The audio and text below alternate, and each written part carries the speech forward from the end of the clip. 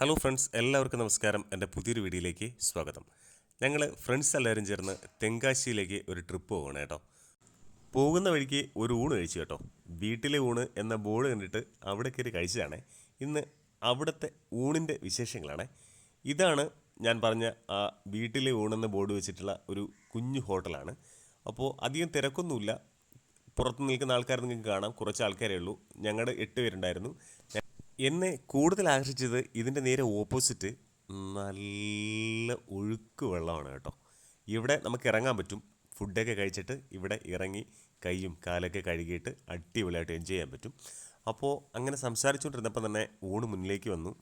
പപ്പടമുണ്ട്, തോരനുണ്ട്, 2 item കിച്ചടിയുണ്ട്, ഒരു തീയലുണ്ട്, ദാ ചോറും വന്നു. വാഴയിലയിലായിരിക്കുമെന്നാണ് ഞാൻ വിചാരിച്ചത്. പക്ഷേ വാഴയിലയിലല്ല കേട്ടോ ഊണ് ഇവിടെ വിളമ്പുന്നത്.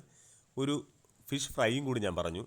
ശരിക്കും പറഞ്ഞാൽ വിചാരിച്ചതിനേക്കാളും നല്ല ടേസ്റ്റ് ഉണ്ടായിരുന്നു. ഇതുവഴി പോകുന്നവരൊന്ന് ട്രൈ ചെയ്ത് നോക്കണേ. ഇവിടെ